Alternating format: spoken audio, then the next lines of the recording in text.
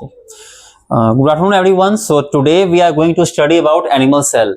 So as we have discussed earlier that animal cell, ठीक है, animal cell is a basic diagram which we study in our NCERT book. So while drawing this animal cell, we have to take few points in our mind. First, in animal cell we have to draw nucleus at the center. While drawing animal cell, we must draw nucleus at the center, and the corners of the nucleus must be oval. Completely rectangle नहीं होगा, मतलब oval होगा, थोड़ा सा curve हम बनाएंगे. So in animal cell, the outer covering of the animal cell is called cell membrane. It is also called plasma membrane, and it is also called biomembrane, and it is also called plasma lemma. So the outer covering of cell, यानी कि animal cell is also called plasma membrane, cell membrane, biomembrane and plasma lemma. ये चारों एक ही है. हम इसको cell membrane भी कर सकते हैं, बायोमेम्ब्रेन भी कर सकते हैं, प्लाज्मा लेमा भी कर सकते हैं. Now what is the function of cell membrane? So it is the outer covering. We know that it makes the cell safe from external environment. It is a protective layer. And the most important thing is that कि plasma membrane allows only selected substance to enter into the cell. मतलब अगर cell के बाहर कुछ भी है, जैसे कि वाटर, जैसे कि ऑक्सीजन, ऑक्सीजन के बाद कार्बन डाइऑक्साइड, ठीक है, तो जो सेल के लिए इंपॉर्टेंट होगा, whatever substance will be important for the cell, उसको अंदर आने का परमिशन देता है ये प्लाज्मा मेम्ब्रेन, और जो इसके काम का नहीं है उसको अंदर आने का परमिशन नहीं देगा. That's why plasma membrane is called the selectively permeable membrane. ये क्वेश्चन एनसीईआरटी में पूछता है कि why plasma membrane is called selectively permeable membrane. So the answer is कि प्लाज्मा मेम्ब्रेन या cell membrane allows only important substance या selected substance to enter into the cell. That's why it is called selectively permeable membrane. Now coming inside the cell, अब cell के अंदर आते हैं, तो cell के अंदर we have a small granule like structure. It is called ribosome. So ribosome is called the protein factory of the cell. इसका एक ही काम है, that is to manufacture protein. सिर्फ और सिर्फ प्रोटीन को ही ये बनाता है, ठीक है, because cell needs more protein for their other metabolic activities. That's why the main function of ribosome is to manufacture protein. Now coming to the next cell organelle, it is smooth endoplasmic reticulum. So what is the function of smooth endoplasmic reticulum? जैसा कि हम देख रहे हैं कि ये surface पूरा smooth है, एकदम चिकना है, इसका नाम क्या पड़ रहा है? Smooth endoplasmic reticulum. बहुत ध्यान से सुनिएगा. स्मूथ एंडोप्लाज्मिक रेटिकुलम बनाता है लिपिड्स और प्रोटीन. ये क्या बनाता है आपका? ये बनाता है लिपिड्स एंड प्रोटीन. ये दो एंजाइम बनाता है जो कि बहुत important. It is very important. Why? Because जब भी सेल का प्लाज्मा मेम्ब्रेन डैमेज होगा, कहीं से भी सेल का प्लाज्मा मेम्ब्रेन डैमेज होगा, यहां से, तो यही एंजाइम लिपिड और प्रोटीन जाकर इसको यहां पे रिपेयर करते हैं. और ये रिपेयर कब होता है? जब हम रात को सोते हैं. हमारे पूरे बॉडी का cell, our complete cell of the body repairs during night when we are sleeping. तो जब हम सोते हैं तो these two enzyme lipid and protein repair the outer covering, that is plasma membrane. तो यहां से एक बात और क्लियर हो गई कि प्लाज्मा मेम्ब्रेन हमारा किससे बना है? लिपिड और प्रोटीन से. तभी तो स्मूथ एंडोप्लाज्मिक रेटिकुलम लिपिड और प्रोटीन को वहां भेजा, तब जाके रिपेयर हुआ. Okay, so smooth endoplasmic reticulum manufacture lipid and protein. And what is the use of this lipid and protein? To repair the plasma membrane. Now next is we are coming to nucleus. Nucleus is very important. Nucleus is complete circular in shape. It is very important. Nucleus has outer membrane, that is nuclear membrane. It has two membrane. It is a two membrane cell organelle. So nucleus has outer membrane called nuclear membrane. Inside the nuclear membrane, it is called nucleus. This is nucleus. And inside the nucleus, nucleolus is present. This is small circular like structure is called nucleus, ठीक है, nucleolus, sorry, it is nucleolus. What is the function of nucleolus? यहां जो आप ribosome देख रहे हैं ना, ये न्यूक्लियोलस वही बनाता है। It helps in the manufacture of ribosome, it makes ribosome, ठीक है, इट मेक्स राइबोसोम्स।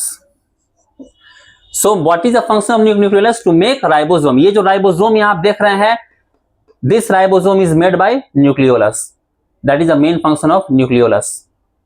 नाउ जब न्यूक्लियोलस बनाता है राइबोसोम, ठीक है, तो हाउ दिस राइबोसोम ये बाहर कैसे आता है? तो there is small gap at the interval of nuclear membrane. इस गैप को हम लोग कहते हैं nuclear pore, it is called nuclear pore. From this nuclear pore this ribosome come out and go to the corner of the cell. Now coming to the most important part, that is the chromosome. Chromosome is very important. Why? Because chromosome is made up of DNA. It is made up of DNA and protein. Chromosome is made up of DNA. Chromosome is made up of DNA and DNA contains our complete information. DNA consists of all the information of that particular animal or organism. Suppose it is my cell, ठीक है, so my cell have nucleus contains chromosome, so this chromosome is made up of DNA and protein, so this DNA will include and it will have all the information of my body such as hair color, eye color, skin tone, my height, my physical appearance, all the information are present in this DNA. And DNA contains 35,000 information inside it, and DNA is made up of genes. DNA is made up of gene. So inside the nucleus you will find chromosome.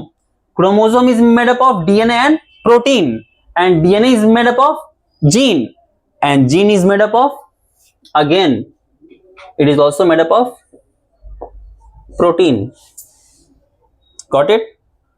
Now coming to the next, that is nucleoplasm. Nucleoplasm is nothing but it is a fluid. Nucleoplasm is a fluid. ये fluid है जो nucleus के background में present है, उसी के ऊपर आपका क्रोमोसोम है, न्यूक्लियोलस है। So nucleosome is just a fluid. Got it? Now nuclear pore, I have told that it is the opening at the interval of nuclear membrane. Now coming to the rough endoplasmic reticulum. We have studied earlier about smooth endoplasmic reticulum. Now we are coming to study about rough endoplasmic reticulum. Rough endoplasmic reticulum is called rough. The reason is ribosomes are attached. See, ribosome. This ribosome is attached on the surface of rough endoplasmic reticulum. So due to presence of ribosome on the surface of endoplasmic reticulum, it is called rough endoplasmic reticulum. ठीक है? The main function of rough endoplasmic reticulum is to make more and more protein. Suppose कि ये एक animal cell है, जिस भी animal का है वो काफी वर्क करता है, ठीक है, वो दौड़ता काफी है या कोई भी स्ट्रेनियस वर्क काफी करता है, तो उसके बॉडी में प्रोटीन की डिमांड ज्यादा होती है. तो when body will need more protein, rough endoplasmic reticulum will produce more and more protein. ठीक है.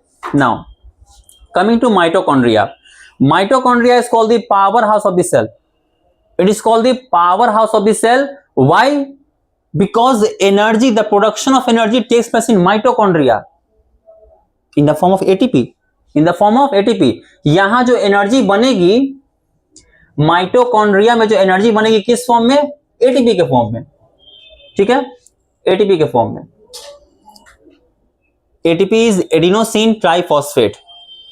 Adenosine triphosphate. हम जो भी काम करते हैं या प्लांट्स में भी जो भी वर्क हो रहा है, that is just because of ATP. जो भी एनर्जी लग रही है वो किस फॉर्म में लग रही है? एटीपी के फॉर्म में. ठीक है, और एटीपी को हम लोग energy currency of the cell भी कहते हैं। ये क्वेश्चंस बोर्ड में पूछते हैं कि which name this form which produces energy, that is ATP. From where ATP is release, तो कहां से होता है रिलीज? माइटोकॉन्ड्रिया से। Which is known as the energy currency of the cell, तो क्या होगा? एटीपी। ठीक है, तो mitochondria is the power house of the cell. And one more thing, mitochondria के पास, mitochondria has its own DNA, इसके पास अपना खुद का डीएनए है और इसके पास अपना खुद का राइबोसोम है।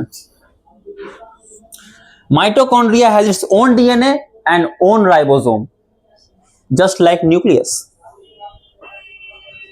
Now lysosome is called the suicidal bag of cell. बहुत इंटरेस्टिंग है ये लाइसोसोम, वेरी इंटरेस्टिंग। अगर सेल के अंदर जो भी वेस्ट मटेरियल बनता है, all the waste material that is produced inside the cell, that is digested by lysosome, that is digested by lysosome. और लाइसोसोम को हम लोग suicidal bag of the cell इसलिए कहते हैं क्योंकि अगर किसी क्रिटिकल कंडीशन में सेल हो गया infected, more than half of the cell is infected, तो ये लाइसोसोम क्या करेगा? ये फटेगा।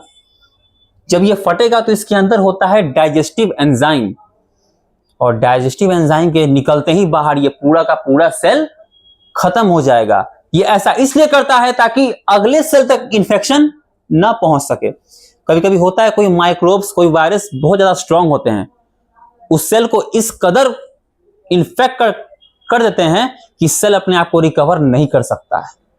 तो उस कंडीशन में लाइसोसोम क्या करता है? ये बर्स्ट कर जाता है, वो फट जाता है, जिससे क्या होगा? इसके अंदर का जितना भी डाइजेस्टिव एंजाइम है वो बाहर निकलेगा, पूरे सेल को वो खत्म कर देगा, डाइजेस्ट कर देगा, सो दैट कि इंफेक्शन नेक्स्ट सेल तक, इसके बगल वाले सेल तक ना पहुंच सके। That's why it is called suicidal bag of the cell. I think up to here you have understood. Now coming to food vacuole. So food vacuole in animal cell, listen very carefully. In animal cell you will find not one food vacuole, many food vacuole. Animal cell में आपको food vacuole बहुत मिल जाएंगे, but when we will study plant cell, तो plant cell में एक ही food vacuole होता है, only one food vacuole, and that is large food vacuole. ठीक है, तो we will study that in plant cell. Now we are studying animal cell. So what is the function of food vacuole? It stores food. It stores important material such as water.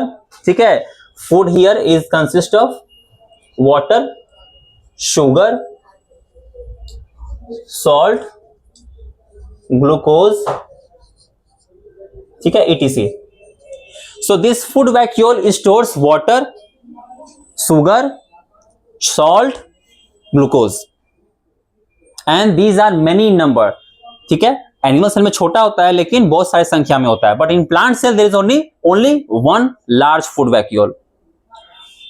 Now coming to the next cell organelle, that is centrosome. Centrosome आपको सिर्फ और सिर्फ animal cell में ही मिलेगा। ठीक है, centrosome is always present in animal cell, not in plant cell, और it is responsible for the cell division. ये सेल डिवीजन में बहुत हेल्प करता है। वाई? हमने एक ही बनाया है, बट और भी होते हैं सेंट्रोसोम। क्या होगा कि एक सेंट्रोसोम यहां जाएगा, एक सेंट्रोसोम यहां जाएगा, और दोनों जो है सेल को ऐसे खींचेगा, जिससे क्या होगा? पहले न्यूक्लियस डिवाइड होगा। In every cell nucleus divide first. In every cell nucleus divides first, पहले न्यूक्लियस डिवाइड होगा, बाद में पूरी बॉडी डिवाइड होती है। So centrosome plays an important part in cell division. ठीक है, now we are coming to this empty space. जो आप देखें ना खाली स्पेस, ये खाली स्पेस नहीं है, ये आपका साइटोप्लाज्म है। It is cytoplasm. साइटोप्लाज्म भी हमारा एक फ्लूइड है। ठीक है, साइटोप्लाज्म भी हमारा एक फ्लूइड है। It is also a fluid. It is made up of water, salt, sugar, glucose, protein, amino acid and fatty acid. इतने चीजों से हमारा साइटोप्लाज्म बना है। And cytoplasm is a platform, वो एक प्लेटफॉर्म है जिस पर कि ये सारे सेल ऑर्गेनेल उस पर प्रेजेंट है और तैर रहे हैं। साइटोप्लाज्म एक प्लेटफॉर्म है जिस पे कि सारे सेल ऑर्गेनेल तैर रहे हैं। एंड वन मोर थिंग कि सेल में सबसे इंपॉर्टेंट चीज ये है कि इस सेल के अंदर दो लिक्विड है, दो फ्लूइड है। First fluid is your cytoplasm, जिस पर कि पूरे सेल का कंटेंट प्रेजेंट है, सेल ऑर्गेनेल प्रेजेंट है। And second is your nucleoplasm. एक ही सेल के अंदर आपके दो तरह के फ्लूइड प्रेजेंट है। First is cytoplasm, second is nucleoplasm. एक फ्लूइड आपका कहां है? सेल मेम्ब्रेन के अंदर, और एक फ्लूइड आपका कहां है? न्यूक्लियर मेम्ब्रेन के अंदर। ठीक है, तो ये क्वेश्चन आता भी है कि name the two fluid that is present inside the cell. तो that is your cytoplasm and nucleoplasm. One more thing, one more last thing हम ड्रॉ नहीं कर पाए, दैट इज गोल्जी apparatus। ठीक है, तो this is your Golgi apparatus। Golgi apparatus, Golgi apparatus। तो what is the function of Golgi apparatus? The main function of Golgi apparatus is modification, transportation and storage. और इसका एक function और है, आप जो ये लाइसोसोम देख रहे हैं ना, दिस लाइसोसोम, इस लाइसोसोम के बॉडी को बनाने में गोल्जी apparatus का बहुत बड़ा योगदान है। Golgi apparatus helps in the formation of lysosome. And second point, Golgi apparatus helps in storage, modification and transportation. Transportation मतलब अगर मान लो कि प्रोटीन हमको भेजना है माइटोकॉन्ड्रिया के पास, तो प्रोटीन पहले आएगा गोल्जी apparatus के पास। प्रोटीन पहले आएगा यहां से गोल्जी apparatus के पास, ये। एंड गोल्जी apparatus यो इसको कवर करेगा। गोल्जी apparatus इसको कवर करेगा। जो कवर करता है गोल्जी apparatus उसको हम कहते हैं वेसिकल्स। ये कहलाता है वेसिकल्स। ये गोल्जी apparatus इस प्रोटीन को वेसिकल्स में कवर करेगा। ये हमारा क्या है? ये हमारा प्रोटीन है। ठीक है, और कवर करने के बाद ये इसको टारगेट साइट तक पहुंचने के लिए छोड़ देगा। जैसे आप अमेज़न से कुछ मंगाते तो कैसे डिब्बा में पैक रहता है, उस पर एड्रेस मोहर लगा रहता है। सिमिलरली ये गोल्जी apparatus वही करता है। प्रोटीन को लिया और कहां भेजना है उसको वेसिकल्स में पैक करके सीधा वहां पार्सल कर दिया। That is the function of Golgi apparatus। ठीक है, now this animal cell is very important. अगर किसी भी चीज में सेल है मतलब वो लिविंग है, अगर किसी चीज में सेल नहीं है मतलब वो लिविंग नहीं है। And that is the major difference between living and non living. अगर कोई पूछ दे कि लिविंग एंड नॉन लिविंग में डिफरेंस क्या है, तो द मेजर डिफरेंस इज कि all living things are made up of cell and non living things are not made up of cell. ये सबसे मेजर डिफरेंस है। और हम जो सेल अभी पढ़ रहे हैं, आई थिंक आपको ये समझ में आ गया होगा। इन सभी को हमने बारी बारी डिस्कस किया है। सेल की डिस्कवरी तभी हो पाई जब माइक्रोस्कोप की डिस्कवरी है। अगर माइक्रोस्कोप का डिस्कवरी नहीं हुआ होता तो हम अभी सेल नहीं पढ़ रहे होते। माइक्रोस्कोप की डिस्कवरी से ही रॉबर्ट हुक पता कर पाए कि हाँ, सेल नाम की भी कोई चीज होती है।